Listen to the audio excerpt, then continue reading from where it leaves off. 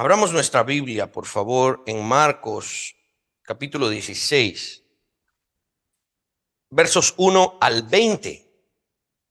Vamos a leer el relato completo de Marcos, o en algún sentido de Pedro. Marcos escribiendo mucho de la experiencia que Pedro observó, vivió.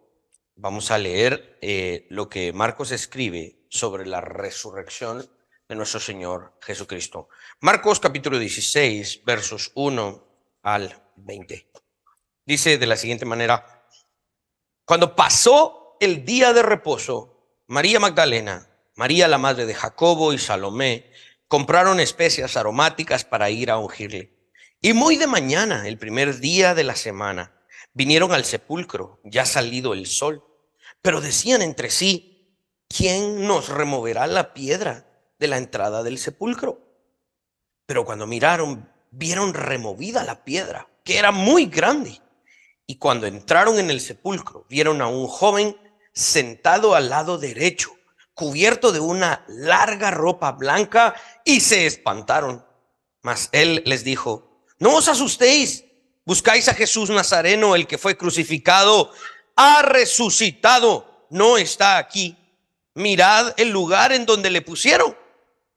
Pero id, decid a sus discípulos y a Pedro que él va delante de vosotros a Galilea. Allí le veréis, como os digo. Y ellas se fueron huyendo del sepulcro, porque les había tomado temblor y espanto. Ni decían nada a nadie, porque tenían miedo. Perdón, solo vamos a llegar hasta el verso 9. Oremos. Padre Celestial, en esta gloriosa mañana en la que millones de cristianos se reúnen en diferentes lugares a glorificarte y exaltarte, a recordar y alabarte por haber resucitado y triunfado sobre el pecado, sobre el mundo, sobre la muerte. Hoy que hemos leído este pequeño relato con gran significado, con gran asombro en nuestra mente y en nuestro corazón, nos rendimos ante ti, el único que puede vencer a la muerte. Tú eres ese Dios todopoderoso, quien ha resucitado de entre los muertos, y hoy estás sentado a la diestra del Padre, gobernando con toda autoridad. Te glorificamos y te exaltamos. Permítenos hoy contemplar tu grandeza y tu majestad con una especial atención, y permíteme a mí compartir lo que es pertinente sobre este relato para que seamos edificados y nuestra fe sea firme cada día más. Amén y amén. Amén. La vida de Jesús sigue un patrón general, ¿ok? Este patrón es de la humillación a la exaltación. Este patrón de movimiento no necesariamente es lineal, digamos, no necesariamente es así como directo, ¿no? Siempre tiene algunos contrastes, algunos elementos que puedan no ser tan claros en un momento, pero en general lo que podemos observar en el drama de la vida de Jesús es de la humillación a la exaltación, y el punto cúspide de exaltación es precisamente en su resurrección. El patrón es evidente: Cristo se humilló y fue exaltado. Por ejemplo, su nacimiento contiene ambos elementos, contiene elementos de humillación y también de exaltación. Elementos en donde están persiguiendo a María y a José para matar al bebé, tienen que esconderse, tienen que hacer esto. Son cuestiones en alguna medida humillantes, pero en un pesebre, allí en medio de los animales, llegan hombres, los famosos magos del oriente, y llegan a postrarse, a ofrecerle elementos de riqueza, ¿no? Para reconocer su grandeza. Entonces hay elementos de humillación y elementos de exaltación, ¿no? Elementos de humillación y majestad. Su ministerio público contiene admiración de mucha gente y también la burla de mucha gente. Algunos le recibieron con brazos abiertos y otros le rechazaron. Unos gritaban con grandes fuerzas: Hosana, Hosana en las alturas, y otros gritaban: crucifíquenle, crucifíquenle. Tenemos ambas cosas en la vida, y la el ministerio de Jesús. La transición del camino de la crucifixión a la grandeza de la resurrección no es abrupta, no es de un momento a otro. Es un camino bastante empedrado, ¿no? Es un camino que va en aumento hasta el momento de total gloria, cuando la tumba es abierta. Y eso es lo que hoy recordamos. Inmediatamente después de la muerte de Jesús en la cruz, Dios estuvo en silencio durante 3 días. Luego gritó con un poder cataclísmico, ¿no? Dios movió la piedra y desató la vida, inyectó la vida en el cuerpo de Cristo. El corazón de Jesús empezó de nuevo a bombear y los músculos atrofiados por la muerte empezaron de nuevo a moverse por la vida que estaba en ellos. Las ropas de muerte no pudieron atarlo, no pudieron tenerlo en la tumba cuando se puso de pie. En un instante, lo mortal se volvió inmortal y la muerte como que fue tragada por la victoria. ¿Sí? Han visto esas escenas, ¿no? En donde de repente hay un pez que está nadando por ahí y de la nada sale un pez más grande y se lo come. Bueno, parecía que la muerte estaba ahí vivita y coleando, ¿no? Como que había triunfado y de repente sale una victoria y se traga la muerte como que si nunca había sucedido. ¿Sí? En un momento de la historia, la pregunta de Job fue respondida. Job decía, si el hombre muriere, ¿volverá a vivir? Jesucristo respondió a esa pregunta de Job. Aquí está el momento decisivo de la historia humana, donde la miseria de la raza humana se transforma en grandeza. Aquí nació lo que muchas veces llamamos el querigma, ¿sí? La proclamación del evangelio. La iglesia primitiva gritaba, ha resucitado. Cuando vieron esto y entendieron y el Espíritu Santo vino sobre ellos, salieron por todas partes del imperio gritando esto, con este querigma en su mente, en su corazón, en su boca, ha resucitado, ha resucitado. Podemos ver el evento de la resurrección como un símbolo, podemos verlo como una hermosa historia de esperanza. Podríamos reducir el relato de la resurrección a un simple moralismo, ¿sí? Pero si hiciéramos eso, estaríamos truncando la verdadera esperanza de los creyentes y del mundo. La verdad es que el Nuevo Testamento proclama la resurrección no como una enseñanza moral, no como una moraleja, no como un bonito recuerdo. El Nuevo Testamento proclama la resurrección como un sobrio hecho histórico, comprobable en esta realidad de tiempo y espacio. ¿Sí? Los primeros cristianos no estaban interesados en un dicho, en una moraleja, en un lema. Los primeros cristianos estaban interesados en proclamar una realidad concreta, algo que realmente sucedió. El verdadero cristianismo se sostiene o se cae a pedazos sobre cómo se tome este evento de la resurrección. Si se toma como un símbolo, como una moraleja, como una historia, como algo que qué bonito recordar, como una analogía. Si se tomara así la resurrección, el cristianismo no se podría sostener. Pero el cristianismo se sostiene porque esto fue un evento puro, claro, concreto en nuestra realidad de tiempo y espacio. No es posible que una persona se proclame como cristiana cuando niega la realidad de la resurrección. El año pasado, revisando un poco mis notas sobre lo que prediqué el año pasado en este día específicamente, recordaba que habían grandes teólogos que yo he leído y que he admirado y que hablaban de que la resurrección debemos leerla como un asunto hipotético, como un lenguaje de discurso, no como algo que realmente sucedió. Eso es triste, que grandes teólogos, el gran Bonhoeffer, ¿no? Por poco me caigo de la silla cuando leo que Bonhoeffer no creía en la realidad de la resurrección.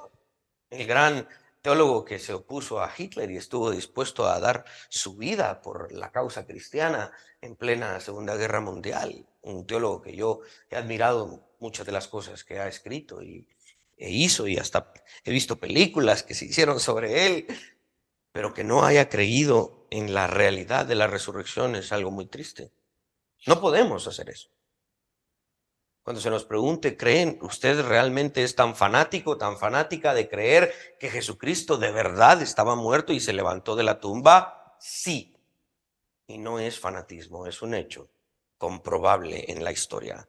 La resurrección de Cristo es radical en el sentido original de esa palabra. Es decir, que toca la raíz de la fe cristiana, radical. Sin la resurrección, el cristianismo se convertiría en una religión más, diseñada solamente para tocar nuestras atracciones morales, con ciertos tintes de sabiduría humana. La resurrección no es un mito, no debe ser explicada como un lenguaje figurado, como que imaginen como que Jesús resucitó. No, digan, crean claramente que ese cuerpo que no tenía vida durante 3 días volvió a la vida. Es por eso que el apóstol enérgicamente escribió en 1 Corintios 15:14, y si Cristo no resucitó, vana es entonces nuestra predicación, vana es también vuestra fe. Sin la resurrección, nuestra predicación sería pura necedad, nuestra fe pura vanidad. Representaríamos mal a Dios, estaríamos muertos en nuestros delitos y pecados, y los que nos preceden en la muerte, los que ya están en la tumba, estarían en este momento siendo castigados por la eternidad. ¿Cuál es la objeción más fuerte en contra de la resurrección? En contra del registro bíblico. La resurrección, dicen algunos que tiene objeciones que se levantan igualmente en contra de todos los demás milagros, ¿no? Tal cosa no es posible, dicen muchos. No es posible que se vuelva a la vida, objetan los incrédulos. Es muy importante notar que el Nuevo Testamento aborda esta objeción específicamente desde el otro lado. Es decir, el incrédulo dice, es que eso no es posible. ¿Sí? El Nuevo Testamento dice, es que es imposible que no haya sucedido. Lo aborda desde el otro punto. Dice Hechos 2:24, Pedro en uno de sus discursos, al cual Dios levantó, sueltos los dolores de la muerte, por cuanto era imposible que fuese retenido por ella, por la muerte. Era imposible que la muerte pudiese atrapar a Jesús y no lo soltara. La ley de la naturaleza caída dice que todo lo que está muerto permanece muerto.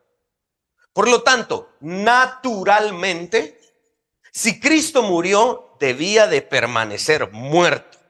¿Okay? Sin embargo, en la perspectiva judeocristiana acerca de la naturaleza, ¿qué es la muerte? La muerte es algo que entró al mundo como un juicio por el pecado. Por lo tanto, todo aquel que es pecador, que nace en pecado, en algún momento va a morir. Debido a la transgresión de Adán, fue imposible que Adán permaneciera vivo. Debido a su pecado, Adán tenía que morir. Pero Jesús no es Adán. Él estaba libre de pecado. Y por lo tanto, la muerte no tenía un reclamo legítimo sobre Jesús. La muerte tenía un reclamo legítimo sobre Adán, pero no sobre este postrer Adán, porque este no pecó. Jesús fue castigado por el pecado que fue imputado en él. Pero una vez el precio fue pagado por ese pecado que estaba sobre sus hombros, eso fue removido y entonces la muerte perdió su poder. Como en las crónicas de Narnia, cuando matan a Aslan, ¿sí? Y todos creen que ha muerto. Aslan se levanta y dice, lo que no sabían es que el poder del sacrificio elimina el poder de la muerte. En su muerte, la expiación fue hecha, pero en la resurrección, la perfección de Cristo fue vindicada. ¿Qué significa vindicado? Una de las cosas que yo explico, por ejemplo, cuando estamos hablando de la ley, de acuerdo a la Biblia, le explicaba yo a algunos funcionarios que han estado en nuestras aulas, y les hemos dicho, uno de los grandes problemas de nuestro sistema de justicia es que, primero, está corrupto, ¿no? Pero el otro gran problema es que cuando, digamos que funciona, castigan al que hace el mal, ¿sí? Y ahí se queda. El juez civil, tiene una función más allá de solo castigar al que hace lo malo. El juez que castiga al que hace lo malo, después de meter en la cárcel o dar el castigo que es pertinente a aquel que hizo lo malo, debe tomar al inocente y públicamente debe vindicarlo. Eso quiere decir que el juez tiene que pronunciar una sentencia sobre aquel que hizo mal y luego públicamente decir, que hoy hemos salvado del castigo por su inocencia, debemos públicamente proclamarlo, vindicarlo como lo que siempre fue, inocente. La resurrección de Cristo vindicó la perfección de Cristo antes de su muerte. Probó que Jesucristo estaba sin pecado, porque eso fue lo que le hizo posible resucitar. La resurrección de Jesús fue un evento único. Claramente creemos que otros también resucitaron, ¿sí? Como Lázaro, pero este y todos los demás que resucitaron volvieron a morir. Lo singular y único de la resurrección de Jesús es que está ligada a su falta de pecado, a su perfecta obediencia. Por lo tanto, tal como lo dice la Biblia, era imposible, como leímos ahorita en Hechos, era imposible que la muerte retuviera a Jesús. La muerte retuvo a Adán, la muerte retuvo a Eva, la muerte retuvo a David, a Salomón, la muerte retuvo a Job, la muerte retuvo a Daniel, la muerte retuvo a los grandes héroes de la fe, pero a la muerte no lo pudo retener. Este es diferente. Este es Jesucristo. Si el Padre hubiese permitido que Jesús permaneciera en las manos de la muerte, esto implicaría que Dios hubiese violado su justicia. Esto hubiese sido un acto injusto. Era injusto que la muerte retuviera a Cristo cuando ésta no tenía un reclamo sobre él. Por lo tanto, era imposible que Jesús se quedara en la tumba. Lo sorprendente no es que haya muerto. Lo sorprendente es que murió tanto tiempo, 3 días. La ley judía declaraba a una persona muerta solo al tercer día después de haber sido enterrada. Tal vez Dios fue condescendiente con la humanidad y con la ley judía para que lo declararan totalmente muerto. La resurrección distingue a Jesús de cualquier otra figura religiosa del mundo. Buda está muerto, Mahoma también, Confucio está muerto, y ninguno de estos fueron pecados. Peor aún, ninguno de estos fueron perfectos, fueron pecadores. Y peor aún, ninguno de estos ofreció redimir a sus seguidores. Ninguno de ellos ofreció expiar los pecados y ninguno de ellos fue vindicado en su resurrección. Si tambaleásemos en la incredulidad sobre el hecho concreto de la resurrección, si todavía estuviésemos como, ay, sí, hombre, es que el pastor dice que resucitó, pero es que mi profesor en la universidad me dijo que no, y es que sí, la Biblia dice que resucitó, pero es que yo vi un documental que dice que, ay, y estamos como tambaleantes.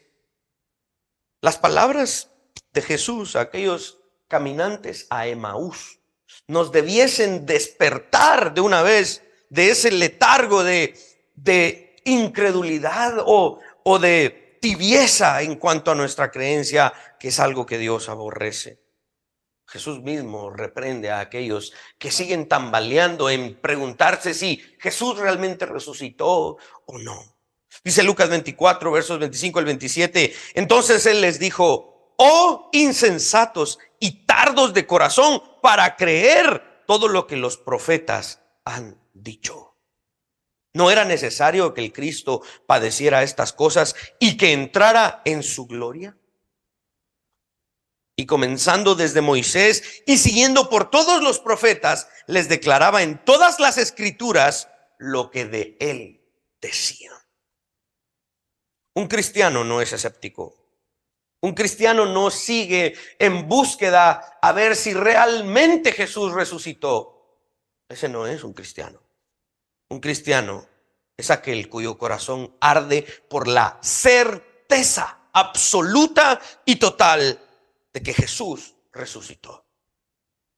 La resurrección es un evento central, no solo en el cristianismo, sino en la historia humana, le guste al hombre o no, le guste al incrédulo o no. Este evento es central, que define, que marca, que moldea la historia humana.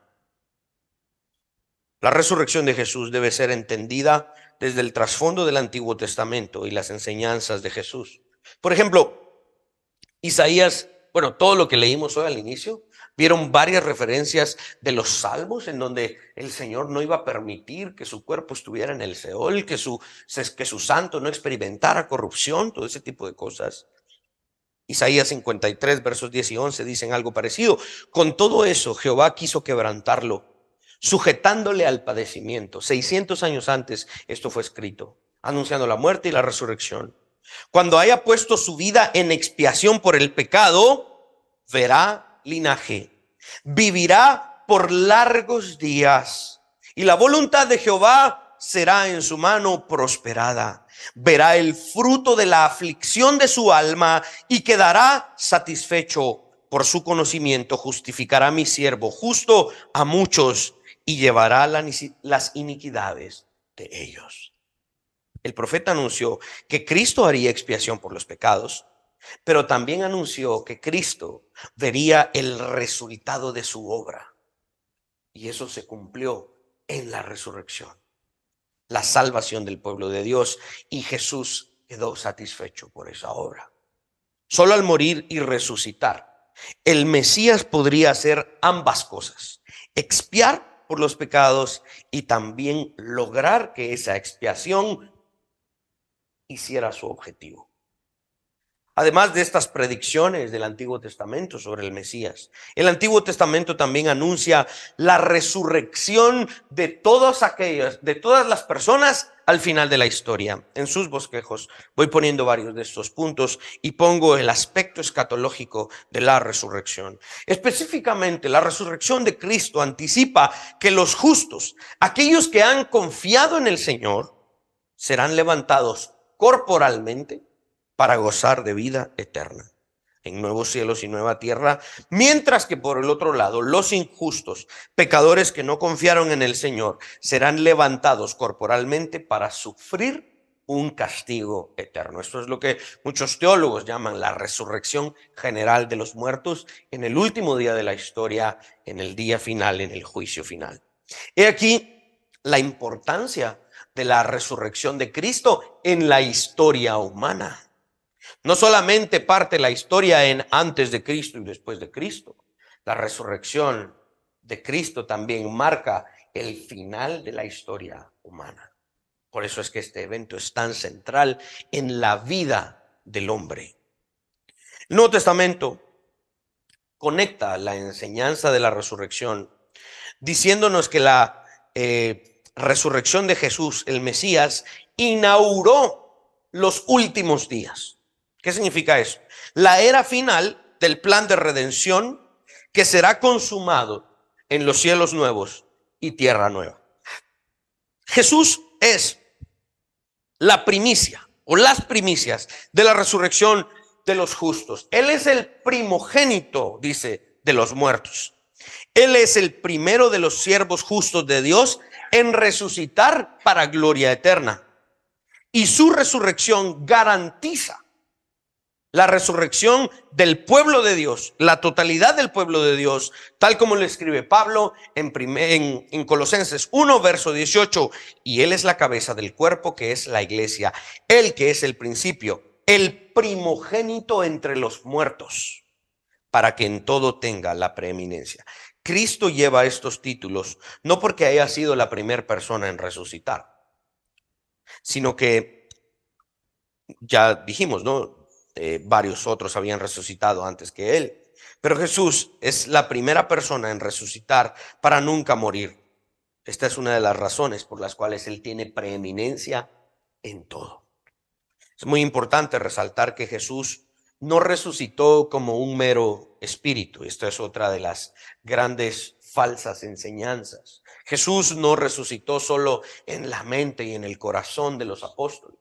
Jesús no resucitó y, sí, allá está la tumba del Señor. Convirtámosla en un lugar turístico en donde se cobre la entrada para ir a ver dónde murió, porque Él resucitó en mi corazón. No, no es, esa es una falsa enseñanza. Jesús resucitó no solo en un nivel de conciencia, a nivel solo de un afecto espiritual. Jesús resucitó en cuerpo y alma.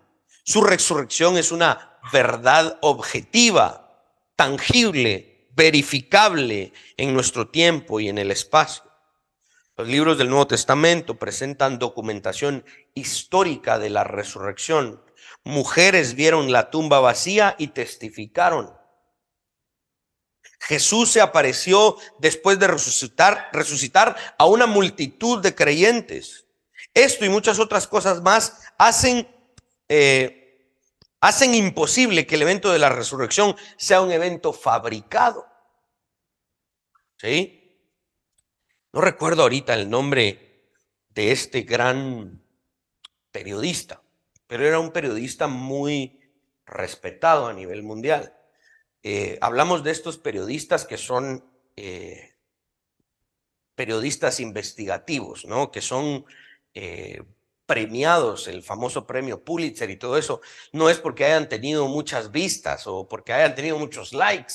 No, periodistas no son los que realmente es un periodismo verdadero. Estos periodistas son aquellos que son grandes pensadores, investigadores y son muy detallistas en su investigación y no publican una noticia a menos que estén totalmente seguros después de haber recabado muchos de los datos. Mientras les decía esto, creo que el nombre de este periodista era Otto Scott, principios del siglo XX. Y él era un periodista muy respetado, se publicaban sus noticias en grandes diarios de varias partes del mundo. Sucede que él se casó con una mujer cristiana cuando él era un no creyente.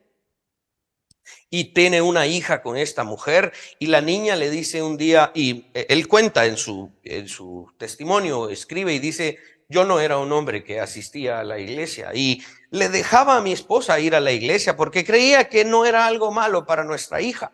Y su hija iba a la iglesia con su esposa, pero él no lo quería hacer. Un día su hija se acerca y le dice, papá, antes de dormirme, ¿me puedes leer una de las historias de Jesús? Y entonces el periodista dice, claro, hija. La acuesta, le lee una parte de un evangelio y la niña se duerme y este periodista queda cautivado con lo que lee a su hija en la noche. Y este periodista no descansa durante esa noche hasta haber leído los 4 evangelios. Al siguiente día, este gran periodista dice, me convencí de la resurrección de Cristo. Porque dice, yo como buen periodista, él cuenta esto, no creo un testimonio a menos de que haya diferencias entre los diferentes testigos.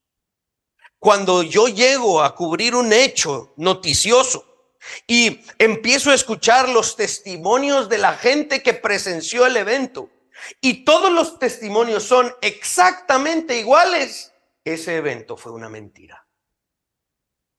Pero en los evangelios yo encuentro diferencias. Veo diferentes perspectivas, detalles que unos vieron y otros no. Y él dice, yo como uno de los más grandes periodistas e investigadores, encuentro que esto tiene que ser verdad.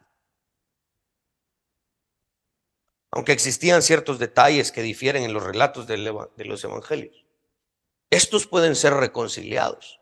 Y de hecho, estas son pequeñas diferencias, como bien decía este periodista, que nos ayudan a confirmar lo real e histórico de la resurrección de Cristo.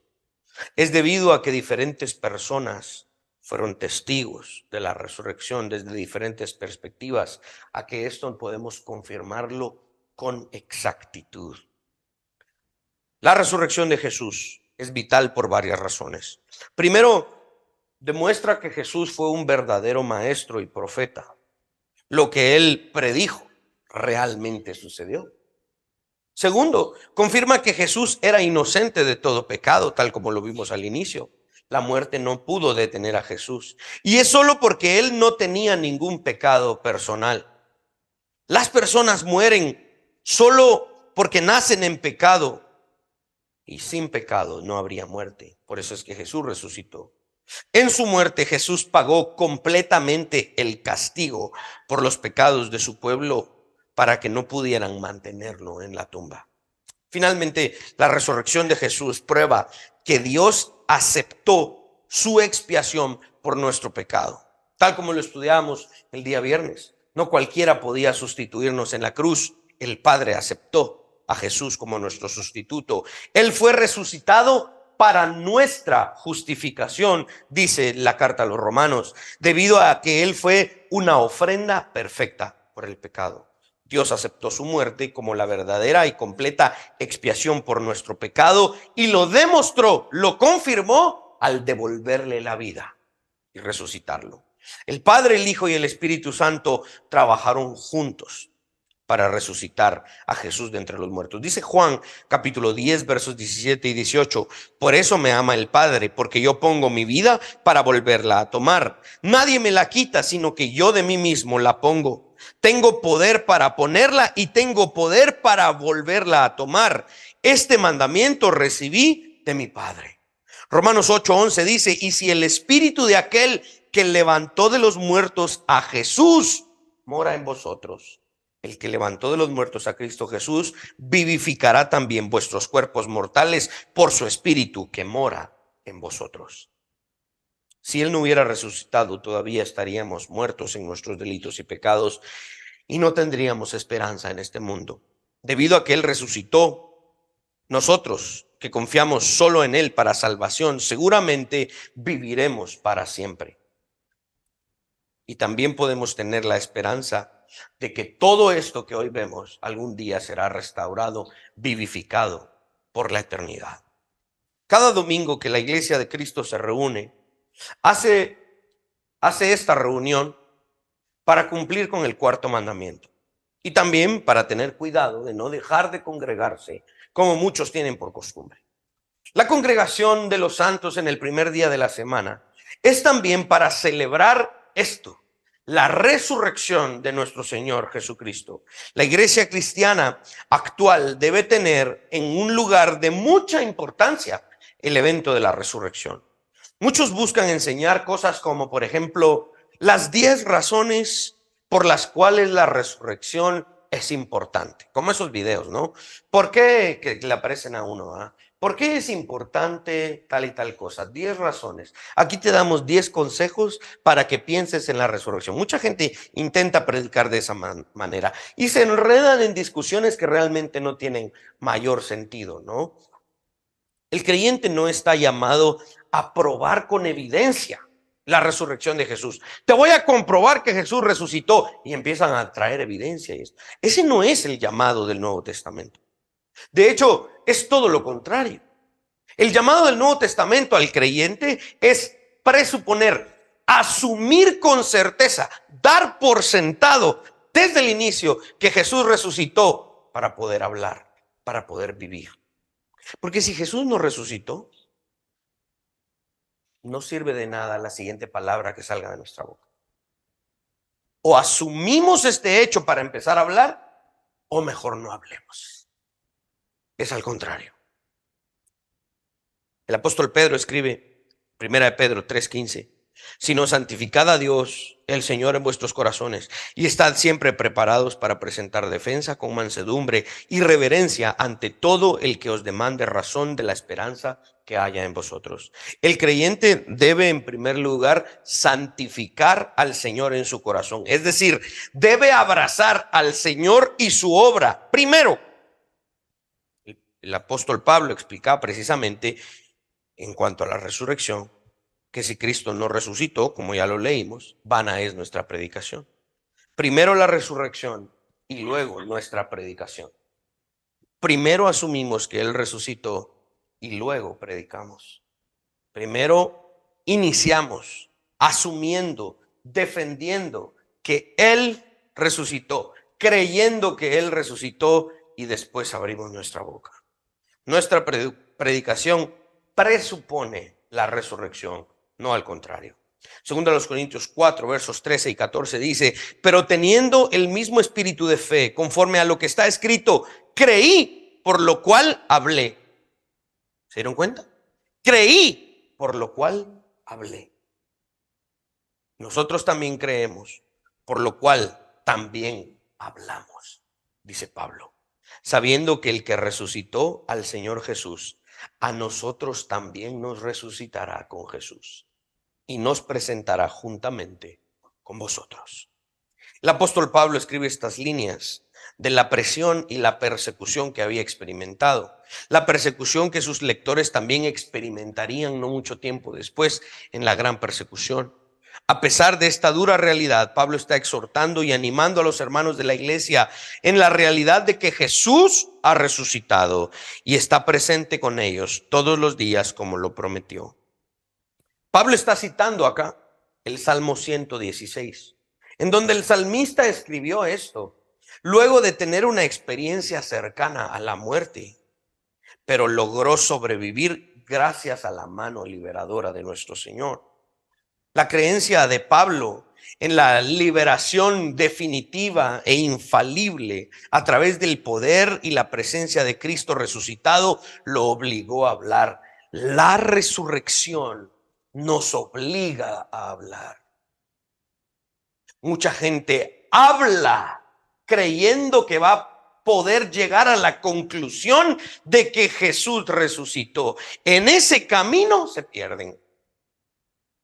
Porque si no inician asumiendo que Jesús resucitó, ¿qué asumen? ¿Cuál es el objeto de hablar? Si no hay nada en donde pararse para empezar a caminar.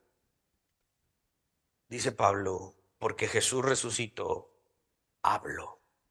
Porque creo, hablo.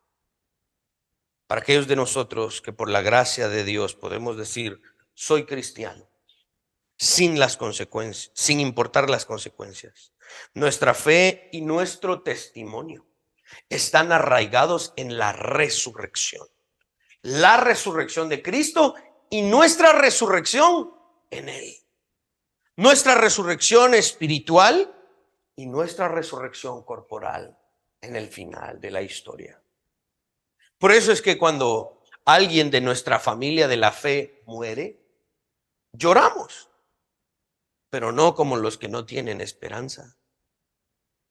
Lloramos porque nos separamos de alguien, porque esa persona ya no estará con nosotros.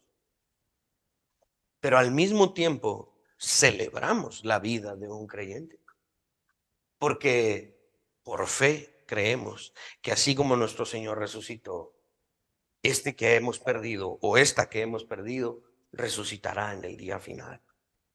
Esas son las buenas noticias, que son demasiado buenas como para guardarlas solo para nosotros. Debemos compartir estas buenas nuevas del Evangelio a todo aquel que podamos. La resurrección de nuestro Señor nos provee la base para la vida y que así tengamos la valentía de abrir nuestra boca y testificar. Si Jesús no hubiese resucitado, no tendríamos objeto ni para vivir, ni para hablar, ni para trabajar. Por eso bien dice que todo aquel que vive sin Cristo no tiene propósito. no tiene esperanza. La vida es sin sentido. Pero para nosotros son buenas noticias. Amén. Pongámonos de pie.